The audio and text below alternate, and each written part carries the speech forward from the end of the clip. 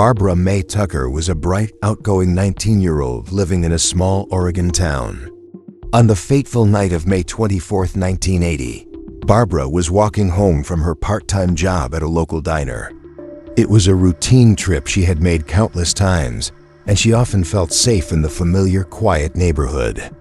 However, on this particular evening, something sinister awaited her. Her body was discovered early the next morning in a nearby park, located just a few blocks from her home. The scene was horrific. Barbara had been brutally assaulted, strangled, and left partially covered by debris. The violence of the crime sent shockwaves through the small community. It became evident to detectives that this was not a random accident, but a calculated act of murder. The initial investigation revealed several key clues. A partial footprint was found near the body, which investigators believed belonged to the killer. Fibers on Barbara's clothing suggested she had been in contact with someone unfamiliar to her. Additionally, under her fingernails were traces of skin and DNA, indicating that she had fought fiercely against her attacker.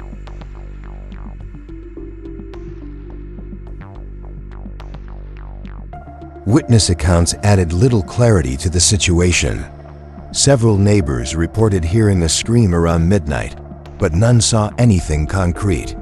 One witness claimed to have seen a man loitering near the park earlier that evening, but the description was vague and unhelpful. Despite extensive interviews, Barbara's friends and co-workers couldn't identify any suspicious individuals in her life, leaving investigators with no immediate leads. Robert Plympton, a local resident with a minor criminal record, briefly came under scrutiny. Known for petty crimes and a somewhat erratic personality, Plympton was questioned, but released due to a lack of evidence connecting him to the crime. At the time, forensic technology was limited, and while DNA samples were collected from Barbara's body, they couldn't be analyzed with the precision available today. As weeks turned into months and then years, the case grew cold. Investigators were unable to find the breakthrough they desperately needed. Despite this, they meticulously preserved all evidence from the crime scene, including the DNA. The case was periodically revisited, but each time it yielded no new leads. For Barbara's grieving family, the lack of justice became an unbearable weight. The community, too, was deeply affected. The once tranquil neighborhood became shrouded in fear and suspicion. Parents warned their children to avoid the park, and the memory of Barbara's tragic fate lingered like a dark cloud. Though hope for resolution seemed distant, the detectives' unwavering commitment to the case would eventually pay off. Fast forward to 2019. Technological advancements in forensic science, particularly in the field of DNA analysis, offered new hope for solving cold cases like Barbara Mae Tucker's. Investigators in Oregon decided to revisit her case, focusing on the preserved DNA samples. Using genetic genealogy, a revolutionary technique, they sought to identify familial connections to the unknown suspect. Genetic genealogy involves comparing DNA from crime scenes to publicly available ancestry databases. In Barbara's case, the process yielded distant relatives of the suspect. By constructing a family tree and narrowing down potential matches, investigators finally identified Robert Plympton as the primary suspect. Now in his early 70s, Plympton had relocated to a neighboring state and was living a quiet, seemingly unremarkable life. To confirm their findings, detectives conducted covert surveillance. They collected a discarded item, a coffee cup containing Plympton's DNA. When the sample was tested against the evidence from 1980, the match was undeniable. With this conclusive link, police secured an arrest warrant and took Plympton into custody.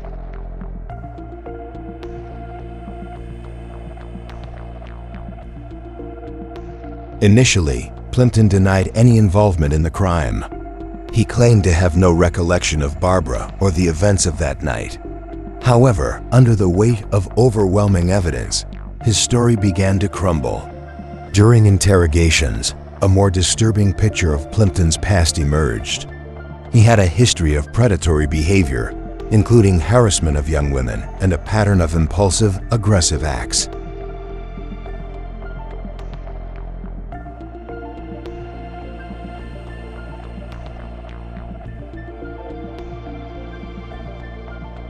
As prosecutors built their case, they delved into Plympton's psychological profile. They argued that his motive for the murder stemmed from rejection. On the night of Barbara's murder, Plympton had encountered her by chance and made advances which she rebuffed. Enraged by her rejection, he acted out violently, assaulting and ultimately killing her in a fit of rage. The trial, though swift, was comprehensive. Prosecutors presented the DNA evidence as the cornerstone of their case, supplemented by witness testimonies and behavioral analysis. The defense attempted to argue that the decades-old evidence could be unreliable, but the jury was unconvinced. After deliberating for less than a day, they found Plympton guilty of murder and sexual assault. Plympton was sentenced to life imprisonment without the possibility of parole. For Barbara's family, the verdict brought a bittersweet sense of closure. While nothing could undo the pain of losing Barbara, knowing that her killer would face justice provided some measure of relief. This case became a landmark example of the power of modern forensic science. It highlighted the importance of preserving evidence, even in cases that seem unsolvable, and showcased how technology can bring long-overdue justice to victims and their families. Barbara's story serves as a reminder of the resilience of those who fight for justice, even when it takes decades to achieve.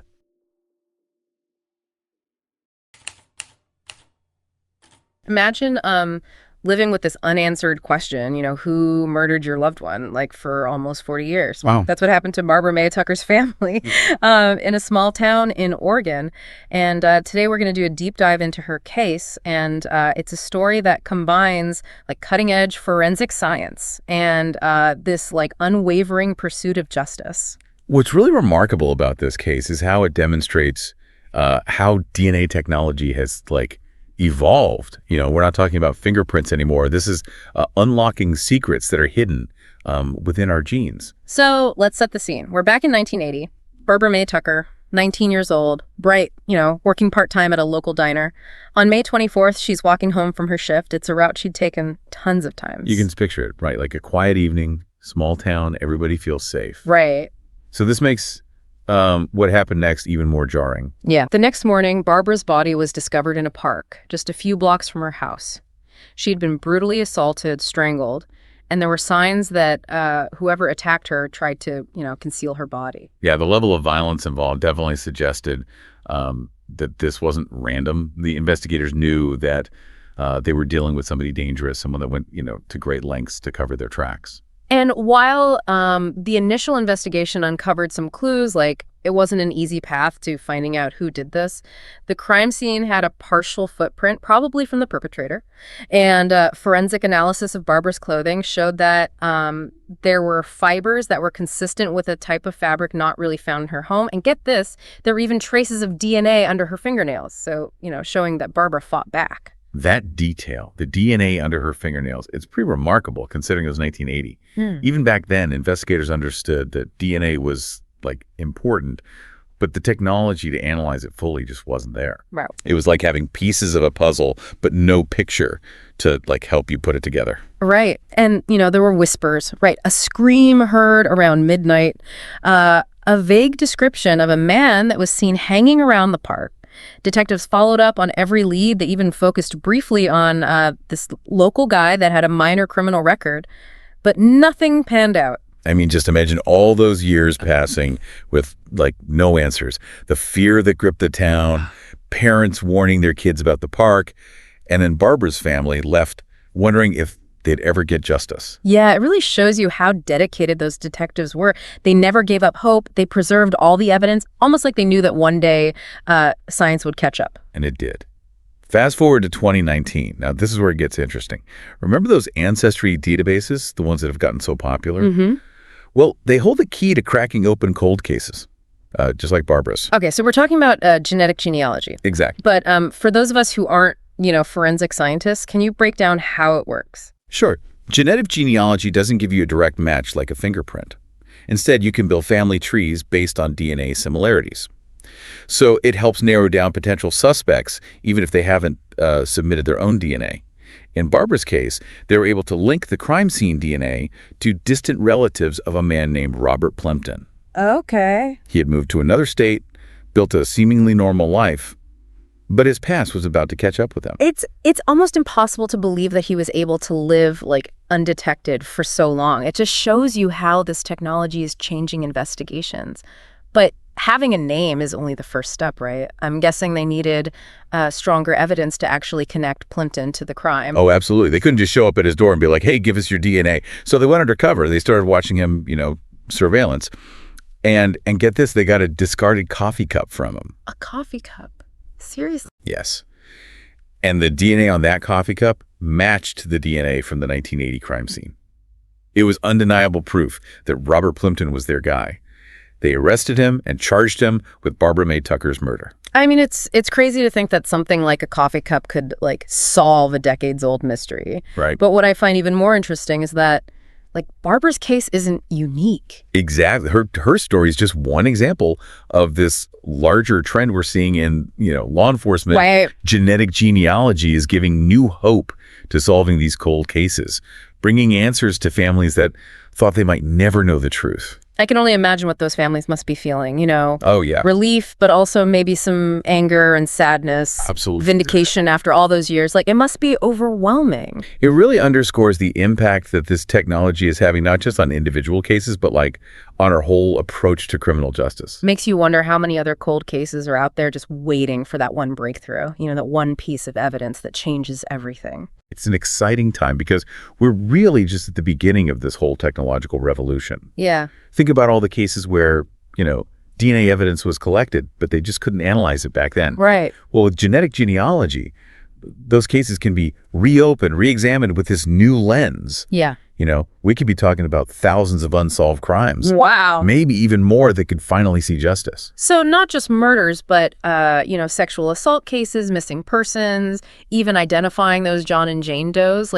Exactly. The possibilities are kind of endless. Precisely. Yeah. And as the technology gets better and more refined, the possibilities are only going to, keep expanding. But with great power comes great responsibility. Right? Yeah. Are there any downsides or ethical considerations with this technology that we need to, think about? That's a really good point. Yeah. While the benefits are obvious, we need to approach this carefully and make sure it's used responsibly. Mm-hmm. One big concern is privacy. When you upload your DNA to one of those ancestry websites, are you really aware that it could be used in a criminal investigation? That's actually something I hadn't really thought about. That's a whole new level of informed consent that people need to know about. Exactly. Yeah, we need to make sure people understand what could happen when they share their genetic information. For sure. Transparency and open dialogue are so important. Yeah. We need clear guidelines and regulations to protect people's rights. Right. While also letting law enforcement use this tool the right way. So while Barbara's case shows us what this technology can do, it also reminds us that we can't just rush into this. Right. We have to be cautious and make sure that the benefits are maximized while also being really careful about the risks. You're absolutely right. It's about finding that balance. Mm-hmm. We need to make sure everyone has access to this technology. Right. And that we're addressing any potential biases and that we keep talking about the ethical and societal implications. Yeah. It's not just about solving crimes. It's about justice for everyone. For sure. Speaking of other cases, are there any similar to Barbara's where, genetic genealogy helped solve a cold case? Oh, absolutely. There have been some amazing breakthroughs just in the last few years. One that comes to mind is the Golden State Killer case. Oh, yeah. I remember hearing about that. Was the serial killer who, terrorized California for years, right? Yeah, Joseph James D'Angelo. Right. He was responsible for all those murders, rapes, and burglaries back in the 70s and 80s. Mm-hmm. The case went cold for decades, leaving those communities terrified and families grieving without any answers. Right. But then in 2018, investigators decided to try genetic genealogy, and they were able to connect crime scene DNA to a distant relative of D'Angelo, Okay. which eventually led them right to him, and they arrested him. It's amazing how one tiny piece of DNA can solve a case that seems like impossible. It really is, and the Golden State Killer case was a turning point. It showed everyone how powerful genetic genealogy is, and that even the most complicated crimes could be solved with it. It feels like we're about to see a huge change in how we deal with criminal justice. Yeah. The ability to solve these cold cases and bring closure to families and maybe even prevent future crimes. Right. It's all really promising. It is, but we can't forget that technology is just one part of it. Yeah. We still need skilled investigators, forensic analysts, and people committed to justice and to protecting the rights of everyone involved. Yeah, that's important. Before we get too lost in what might be possible, I think we need to remember the human cost of these crimes. Behind every cold case, there's a story of loss, of pain, of a life cut short, or forever changed, Yeah, it's important to remember that. But, focusing on the advancements for a sec, we've talked about how genetic genealogy is changing investigations, but I'm curious, what's next? What's coming up in forensic science? Well, the cool thing about science is that it never stops changing. Right. One thing that's really promising is this thing called rapid DNA testing. Imagine being able to get DNA results in just a few hours, like right there at the crime scene. That sounds like science fiction. How would that even work? Well, they have these portable devices that do the whole DNA analysis process automatically. Oh, wow. So you don't have to send samples to a lab and wait weeks or months. Right. We're talking about real-time analysis, which could speed things up a lot. So you're saying, we could potentially catch criminals before they even get away? Yeah, it's possible. And on the other hand, rapid DNA testing could also help prove someone innocent much faster, so you can prevent wrongful convictions and make sure justice is served quickly and accurately. It does sound like a powerful tool that could really change law enforcement, but I bet there are ethical concerns too, right? What are some of the worries people have about this rapid DNA testing? Well, one concern is that even though it's rare, there could be errors. If the technology isn't perfect, it could lead to the wrong person being identified, and that would be a huge problem for people and for investigations. Right. So making sure these rapid tests are accurate and reliable is super important. Absolutely. And what about privacy with these tests becoming more common? Would it be easier for, law enforcement to get and keep DNA without consent or proper oversight? Yeah, that's another really important thing to think about. Right. We need to have clear rules and regulations to make sure that using rapid DNA technology respects people's rights, protects their privacy, and follows all the legal and ethical guidelines. It seems like every new technology has its own pros and cons. Right. We need to be sure we're using these tools the right way and thinking about the consequences. Definitely. What other interesting things are happening in forensic science these days? Yeah, I'm curious. We're seeing advancements in areas you might not even think about. Facial recognition is getting really good, and digital forensics is playing a bigger role in solving crimes.